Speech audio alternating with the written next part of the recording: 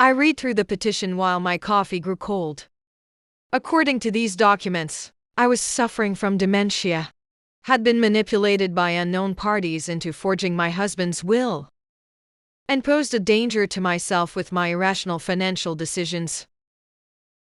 The evidence they'd gathered was almost impressive in its creativity. They'd found receipts from when I'd gotten lost, driving to Patricia's house last year. Clearly a sign of cognitive decline, not just construction detours on unfamiliar roads. They documented my inability to operate modern technology, because I'd asked Patricia's teenager to help me set up Netflix. Most damaging was Michael's sworn statement that I'd become increasingly paranoid and secretive about finances, refusing their helpful guidance in managing Robert's estate. My phone rang within an hour of receiving the papers. Patricia's number, Mom. I'm so sorry you had to find out this way, she said, not sounding sorry at all. We tried to talk to you reasonably, but you're just not capable of handling this responsibility. I see, I said calmly. The good news is once the court declares you incompetent, Michael and I can take care of everything. You'll have a nice allowance, enough for your needs, and you won't have to worry about all those complicated investments and business decisions. I watched a cardinal land on my bird feeder, remembering how Robert used to say cardinals brought good luck. And where exactly would I live during this arrangement? There was a pause. Well, the Martha's Vineyard house would be perfect for you. It's smaller, easier to maintain. We'd take the main house, of course. Since we have more family obligations, of course they would, Patricia. Do you really believe I'm mentally incompetent? Mom, it's not about belief. It's about reality.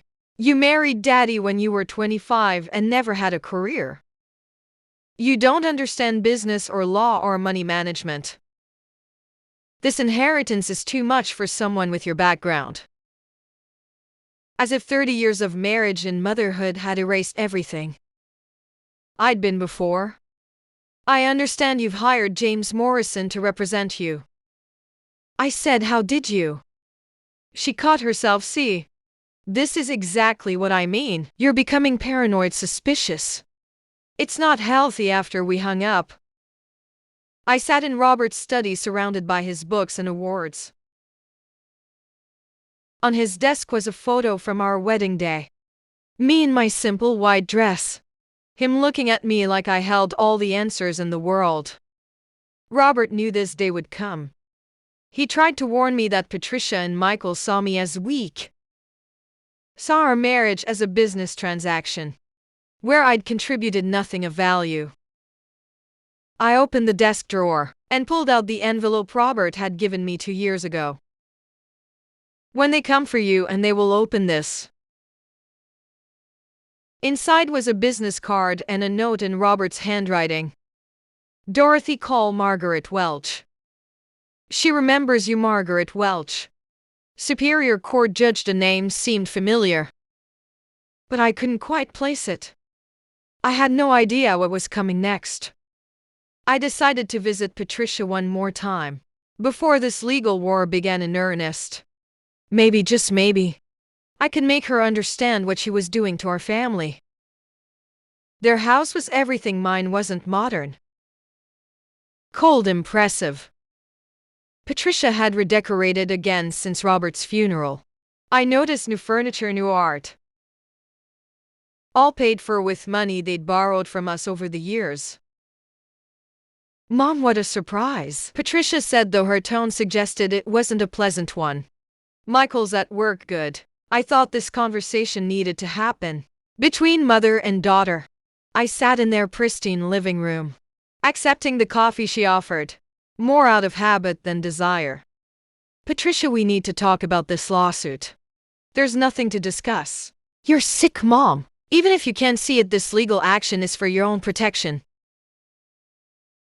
I'm not sick, sweetheart. I'm grieving, I'm adjusting. But I'm not incompetent. She sat across from me, her expression a mixture of pity and frustration. Mom, yesterday you called me asking how to transfer money between accounts. Last week you couldn't figure out how to pay bills online. These aren't normal aging issues. I studied my daughter's face, seeing Robert's stubborn jaw and my own green eyes. When had she become so calculating, Patricia? What if I told you that I've been pretending? She blinked. Pretending what? Pretending to be helpless, pretending to need help with things. I understand perfectly well. For a moment, uncertainty flickered across her features. Then she shook her head. Mom, that doesn't make any sense. Why would you pretend to be confused? Because people treat you differently when they think you're weak. They tell you things they wouldn't tell someone they considered a threat. Patricia's laugh was sharp. A threat, Mom? You're 65 years old. You haven't worked outside the home in 30 years. What kind of threat could you possibly be? I stood up, smoothing my skirt. The kind you're about to find out about. What's that supposed to mean?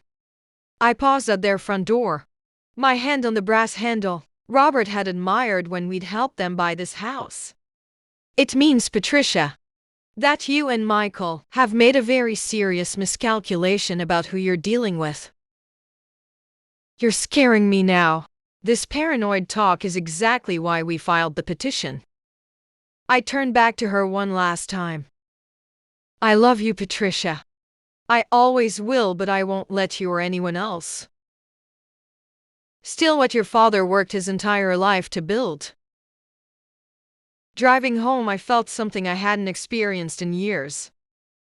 Not fear, not sadness, but anticipation. Patricia thought she was hunting a rabbit, but she was about to discover she'd cornered a wolf. That evening I made the phone call I'd been putting off. The number on Margaret Walsh's business card rang twice before a familiar voice answered. Judge Walsh's chambers. This is Dorothy Hamilton. I'd like to speak with Margaret about a case coming before her court. There was a pause. Dorothy Hamilton, as in Dorothy Mitchell Hamilton, yes. Please hold. Another pause. Longer this time than Dorothy.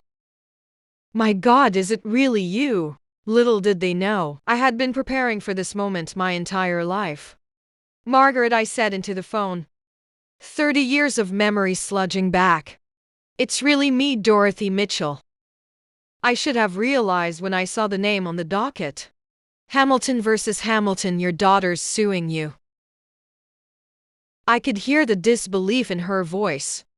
Margaret Walsh had been Margaret O'Brien when we were in law school together. At Harvard, we'd studied together, competed together, graduated in the same class of 1982. She thinks I'm an incompetent old woman who stumbled into a fortune. I said she has no idea who I used to be. Margaret's laugh was the same as it had been 40 years ago. Dorothy the Destroyer Mitchell, incompetent. That's rich. Do you remember the Hartwell case? You eviscerated 3 expert witnesses in one afternoon. I did remember. It had been my biggest case before I retired. Before I met Robert, before I became just Mom. Margaret, I need to ask you something. Can you ethically hear this case? Given our history, we were colleagues, not close friends, and it's been decades since we've spoken. But Dorothy, if you're planning what I think you're planning. I'm not planning anything, except defending myself against false accusations. With representation, I hope. I looked at Robert's photo on my mantel. I'll represent myself. Margaret was quiet for a long moment. Dorothy, you've been out of practice for 30 years. Law has changed. Are you sure you want to do this? I've kept my license active. I've been reading case law, following changes in legal procedure. Old habits die hard. Your daughter's attorney is James Morrison. He's good, experienced in elder law. I know I've been researching him since receiving the lawsuit. He's won 80% of his competency cases. He specializes in families who want to declare elderly relatives incompetent to gain control of their assets. You realize what you're walking into. I stood up and walked to my study, surrounded by the law books I'd never gotten rid of, the case studies I'd annotated over the years. Margaret, do you remember what Professor Williams used to say? Never let them see you coming.